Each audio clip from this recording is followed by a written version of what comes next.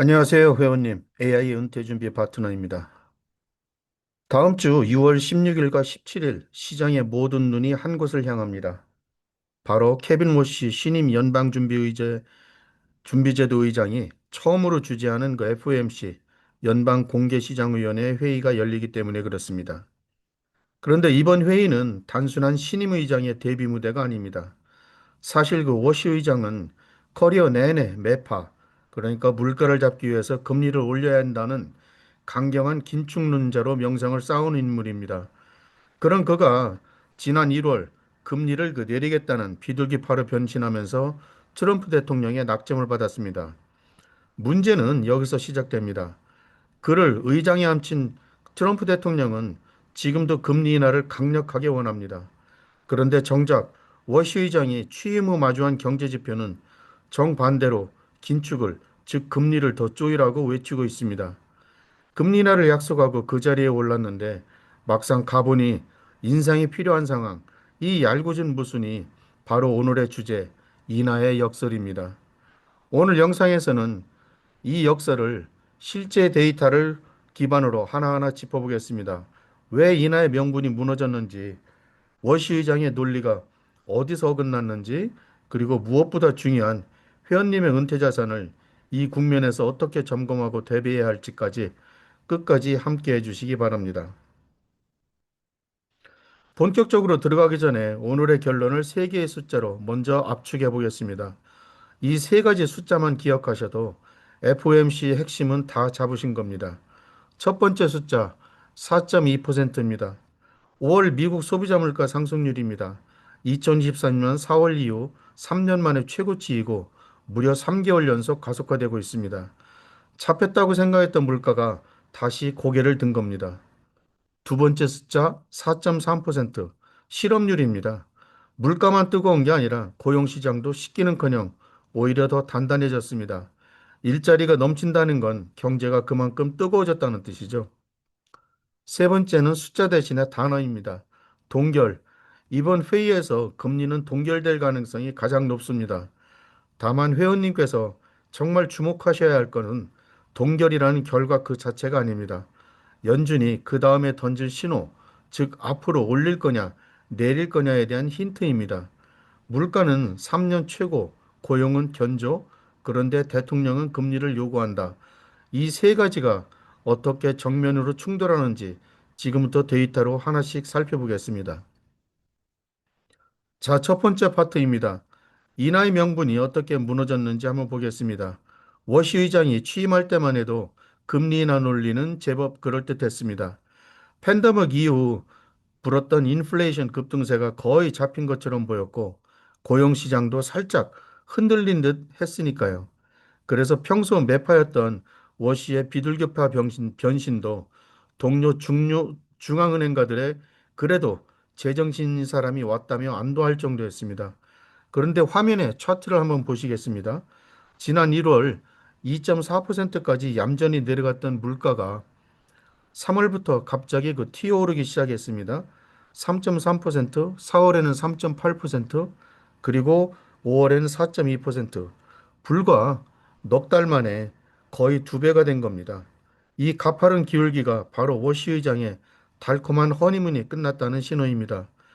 여기서 회원님이 꼭 보셔야 할 건 차트 아래쪽에 이 점선, 그러니까 연준의 목표치 2%입니다. 물가는 이 선을 잠깐 넘은 게 아니라 이미 5년 넘게 계속 웃돌고 있습니다. 이게 왜 중요할까요? 물가가 이렇게 오랫동안 목표를 초과하면 사람들의 마음속에 물가는 원래 이 정도는 오르는 거구나 라는 생각이 자리 잡습니다. 기업은 미리 가격을 올리고 노동자는 미리 더 높은 임금을 요구하게 됩니다. 경제학에서 가장 무서워하는 기대 인플레이션의 고착입니다. 유가에서 시작된 작은 불씨가 스스로 타오르는 통제불능의 산불로 번질 수 있다는 뜻입니다. 한번 굳으면 잡는데 훨씬 더 큰 고통이 따릅니다. 그렇다면 이 불길은 대체 어디서 시작됐을까요? 진원지는 명확합니다. 바로 그 에너지입니다. 화면의 막대 그래프를 보시면 트럼프 대통령과 이란의 전쟁 여파로 유가가 그야말로 폭등한 것을 알 수 있습니다. 5월 기준으로 휘발유는 40.5%, 난방유 연료유는 58.9%, 그리고 에너지 전체를 보면 23.5%나 뛰었습니다. 이 결과 이 에너지 한 항목이 5월 월가 물가 상승분의 60% 이상을 차지하게 됐습니다. 여기서 회원님이 한 가지 더 눈여겨보실 게 있습니다. 차트 오른쪽의 근원 물가, 그러니까 변동성 큰 에너지와 식료품을 뺀 물가도 2.9%로 슬금슬금 오르고 있다는 점입니다. 에너지발 충격이 다른 품목으로 옮겨붙기 시작했다는 신호입니다. 보통 중앙은행은 이런 유가발 인플레이션은 일시적인 것이라며 눈 감아주는 경향이 있습니다. 일시적 충격에 금리를 함부로 올렸다간 경기만 죽일 수 있기 때문에 그렇습니다. 그런데 지금은 그럴 수 없습니다. 앞서 말씀드린 대로 이미 5년 넘게 목표를 초과한 상태이기 때문에 이번 한 번쯤이야 하고 넘길 여유가 전혀 없습니다. 한마디로 불씨 하나가 바싹 마른 장작 위에 떨어진 셈입니다.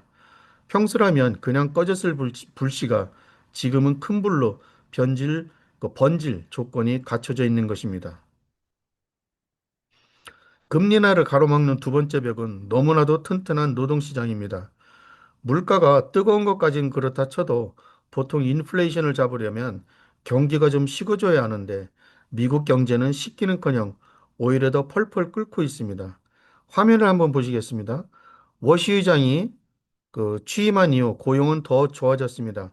3월부터 5월까지 비농업 부문 신규 노동이 고용이 월 평균 18만 8천 명씩 늘었습니다. 이게 왜 놀라운 수치냐면 지금은 이민 유입이 정체되거나 줄어든 시기이기 때문에 그렇습니다. 일할 사람이 늘지 않았는데도 일자리가 이만큼 만들어졌다는 건 추정치를 훨씬 뛰어넘는 강력한 수요라는 뜻입니다. 빨간 선으로 표시된 실업률도 4.3%에서 아주 단단하게 버티고 있습니다. 여기에 연료 두 가지가 더 부어졌습니다. 하나는 감세가 만들어낸 단기적인 경기 흥분, 즉 이른바 슈거 하이입니다. 다른 하나는 AI 투자붐이죠. 이 둘이 맞물리면서 주식시장은 사상 최고치 부분에서 고공행진 중입니다. 애틀란타 연방준비은행의 실시간 성장률 모델은 올해 2분기 성장률을 연율 3%로 내다보고 있습니다. 침체와는 거리가 먼 활기 넘치는 경제입니다. 정리하면 이렇습니다. 물가는 뜨겁고 고용은 탄탄하고 경제는 과열되고 있다. 경제학 교과서를 그대로 펼쳐보면 지금은 금리를 내릴 때가 결코 아닙니다. 오히려 과열을 시키기 위해서 금리를 올려야 할 판입니다. 인하를 원하는 트럼프 대통령과 인상을 가리키는 현실, 이 간극이 점점 벌어지고 있는 것입니다. 그렇다면 한 가지 의문이 듭니다. 워시 의장 정도 되는 베테랑이 도대체 어떤 논리로 금리 인하를 주장했었을까요? 크게 두 가지 카드가 있었는데요. 지금은 둘 다 심하게 흔들리고 있습니다. 첫 번째 카드는 AI가 인플레를 소멸시킨다는 역설입니다. 그는 자신이 평생 지켜온 매파적 성향을 버린 이유가 바로 AI 때문이라고 했습니다. AI 기술이 조만간 엄청난 공급 과잉, 즉 풍요를 만들어내서 물가를 완전히 끌어낼 거다. 그러니 금리를 내릴 여유가 생긴다는 거였죠. 그런데 현실은 정반대로 흘러가고 있습니다. 데이터 센터 건설붐과 증시 호황이 오히려 미국의 투자와 소비를 자극했고 이것이 물가를 더 밀어올렸습니다. 이론적으로도 AI가 생산성을 끌어올리면 기업과 소비자의 투자 욕구가 더 커지기 때문에 적정 금리는 내려가는 게 아니라 오히려 올라가야 됩니다. 그래서 통화 정책을 결정하는 연준 투표위원 중 절반가량이 이미 이 점을 공개적으로 반박하면서 날을 세웠습니다. 두 번째 카드는 좀 더 기술적입니다. 연준이 보유한 채권을 시장에 파는 양적 긴축, 영어로 QT를 통해서 시중돈을 빨아들이면서 동시에 정책 금리는 내리겠다는 구상이었습니다. 쉽게 비유하면 사무실 온도를 적절하게 맞추겠다면서 히터와 에어컨을 동시에 트는 것과 같습니다. 문제는 이 방법의 효과가 너무 미미하다는 겁니다. 워시 의장 측근의 제안대로 연준의 대체 대조표를 GDP의 약 5%까지 줄인다고 해도 장기 채권 금리를 밀어올리는 효과는 기준금리를 약 0.25% 올리는 수준에 불과합니다. 심지어 이마저도 과대평가일 수 있습니다. 왜냐하면 QT와 인하가 반대 방향으로 동시에 움직이면 시장은 QT를 한다는 건 곧 금리도 내리겠다는 신호구나 하고 받아들여서 장기 금리를 제대로 못 올리는 역효과가 날 수 있기 때문입니다. 한마디로 회원님, 이 두 카드 모두 지금 상황에선 약발이 떨어진 패입니다. 자, 이제 회원님이 FOMC 당일에 실제로 무엇을 봐야 하는지 오늘 영상에서 가장 실정적인 부분을 말씀드리겠습니다. 메모하실 준비를 하셔도 됩니다. 연준 내에서도 균열이 분명하게 보입니다. 물가가 알아서 가라앉기를 기다리는 전략에 지친 의원들이 하나둘씩 목소리를 내기 시작했거든요. 화면의 표를 한번 보시겠습니다. 클리블랜드 연은의 베스 해맥 총재는 인플레이션이 인플레이션에 대해서 조만간 조치를 취하는 것이 적절할 수 있다고 말했는데요. 시장은 이걸 올여름 금리 인상을 추진하겠다는 신호로 널리 해석했습니다. 댈러스 연은의 로리 로건 총재도 마찬가지로 그러니까 금리 인상 가능성을 시사했습니다. 매파 진영이 점점 세를 불리고 있는 것입니다. 그래서 이번 회의의 진짜 관전 포인트는 금리를 동결하느냐 마느냐가 아닙니다. 동결은 거의 확실시 되는데 문제는 성명서의 문구입니다. 지금까지 연준은 금리를 올리기보다는 내릴 가능성이 더 높다는 이른바 금리 인하 편향 문구를 유지해왔는데요. 만약 이번에 이 문구가 슬그머니 삭제된다면 비록 금리는 동결이라 하더라도 시장에는 대단히 강력한 매파 신호가 됩니다. 연준의 한마디 한마디를 현미경으로 들여다보는 게 금융시장이기 때문에 그렇습니다. 그래서 회원님께 드리는 실전 팁입니다. 한국 시간으로 6월 18일 새벽 성명서가 공개되면 가장 먼저 이 인하 편향 한 줄이 살아있는지부터 확인해 보시기 바랍니다. 이 한 줄이 사라졌다면 연준이 방향을 틀기 시작했다는 뜻이고요. 그것만으로도 채권 시장 전체의 흐름이 바뀔 수가 있습니다. 여기서 잠깐 시야를 미국 넘어 글로벌로 넓혀보겠습니다. 전 영란은행, 즉 영국 중앙은행의 수석 이코노미스트였던 앤디 홀데인이 파이낸셜 타임스 칼럼에서 아주 중요한 경고를 던졌기 때문입니다. 그의 메시지는 이렇습니다. 이번 인플레이션 충격을 2022년 러시아 우크라이나 사태가 아니라 2008년 리만 브라더스 사태의 관점에서 봐야 한다는 겁니다. 기억하시죠? 당시에 리먼은 그 겉보기에는 그렇게 거대하지 않았습니다. 하지만 글로벌 신용 사슬에서 모두를 연결하는 허브 역할을 하고 있었기 때문에 그 하나가 무너지자 시스템 전체가 도미노처럼 무너졌습니다. 세계 최초의 진정한 글로벌 금융위기였습니다.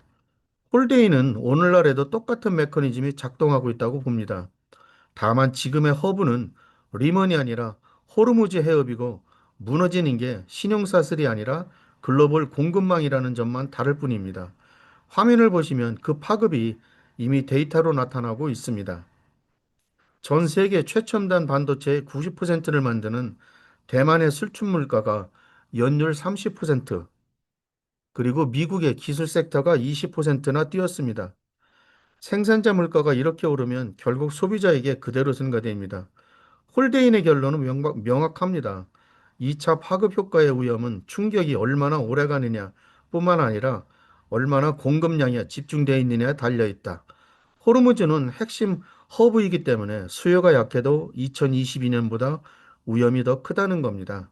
그러니 인플레이션이라는 비단뱀이 우리 몸을 다시 칭칭 휘감기 전에 선제적으로 길들여야 한다.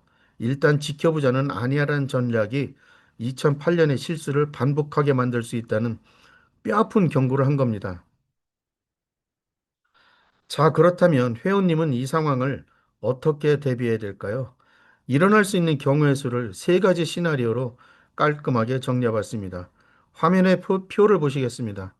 시나리오 1은 유력한 동결 더하기 매파톤입니다. 금리는 동결하되 앞서 말씀드린 인하 편향 문구를 삭제하는 경우입니다. 이게 기본 시나리오입니다. 이 경우 장기채와 미국 주식에는 다소 부담이 가고 반대로 달러에는 우호적으로 작용할 것입니다. 이렇게 되면 금에는 불리하게 작용할 것입니다. 시나리오 2, 확률이 점점 높아지고 있는 연내 인상 전환입니다. 회계법인 KPMG의 수석 이코노미스트는 아예 연준이 올해 안에 두 차례나 금리를 인상할 것으로 전망했습니다. 이 시나리오가 현실화된다면 장기채와 달러의 변동성이 크게 확대됩니다. 그래서 채권 가격은 떨어지고 달러는 더 강해질 겁니다. 시나리오 3은 확률은 가장 낮지만 무시할 수 없는 인하 간행입니다. 워시 의장이 결국 트럼프의 정치적 압력에 굴복하는 경우인데요. 그런데 여기에 진짜 역설이 숨어 있습니다. 단기적으로 시장은 환호하겠지만 시장이 결정하는 장기 금리는 오히려 TO를 가능성이 높습니다. 투자자들이 연준이 물가를 방치하는구나 하고 미래 인플레이션을 걱정해서 더 높은 수익률을 요구하기 때문입니다. 트럼프가 그토록 원하는 모기지 금리 인하 효과가 오히려 망가지는 자충수가 될 수 있다는 뜻입니다. 참고로 화면에 이 방향성 표시는 회원님의 이해를 돕기 위한 정성적인 평가일 뿐입니다. 특정 종목이나 상품을 사고 팔라는 권유가 결코 아니라는 점 다시 한번 분명히 말씀드립니다. 자, 이제까지 매크로 진단을 온전히 회원님의 은퇴 포트폴리오 언어로 옮겨보겠습니다. 다섯 가지 액션 플랜으로 정리했습니다. 첫 번째, 듀레이션 관리입니다. 듀레이션은 쉽게 말씀드려서 금리 변화에 대한 채권의 민감도인데요. 지금처럼 장기금리 상승 압력이 우세한 국면에서는 장기채 비중을 무턱대로 늘리는 건 신중해야 합니다. 만기가 긴 채권일수록 금리가 오를 때 가격이 크게 더 떨어지기 때문에 그렇습니다. 그래서 단기와 중기 구간 중심으로 점검하시는 게 안전합니다. 두 번째는 인플레이션 해지입니다. 금 실물 자산, 물가 연동 국채인 팁스와 같은 자산의 비중을 재점검하십시오. 그런데 여기서 금은 앞서 말씀대로 실질 금리가 상승하게 되면 다소 부정적인 영향을 미칠 가능성이 있습니다. 이미 급등해버린 에너지에 지금 뒤늦게 배팅한다는 건 추격 매수의 위험이 있으니까 주의하셔야 됩니다. 세 번째는 DCIRP 계좌의 리밸런싱입니다. 우리나라 제도상 위험자산은 70% 한도가 있죠. 이 한도 내에서 금리 인상에 가장 취약한 장기 성장주에 자산이 과도하게 쏠려 있지는 않은지 점검해 보시기 바랍니다. 네 번째는 환해지입니다. 시나리오에서 보셨듯이 달러 변동성이 커질 수 있습니다. 해외 자산을 보유하고 계신다면 환율 노출 비중을 막연히 방치하지 마시고 의도적으로 관리하시는 게 좋습니다. 다섯 번째는 현금 버퍼입니다. 이렇게 시나리오의 불확실성이 큰 구간일수록 역설적으로 현금의 가치가 올라갑니다. 시장이 흔들릴 때 가장 좋은 자산을 싸게 담을 수 있는 실탄, 즉 현금성 자산을 일정 부분 확보해 두실 바랍니다. 이와 같이 FOMC 회의 일정을 앞두고 제가 금리 정책에 대해서 점검을 해드렸는데요. 오늘 영상을 한번 보시고 특히 액션 플랜을 염두에 두시고 FOMC에 대비하셨으면 좋겠습니다. 오늘 영상이 마음에 드셨다면 좋아요와 구독 버튼 꼭 좀 부탁드리겠습니다. 제가 구독자 수가 너무 적습니다. 오늘도 시청해 주셔서 진심으로 감사드립니다. 구독과 좋아요 꼭 좀 부탁드립니다.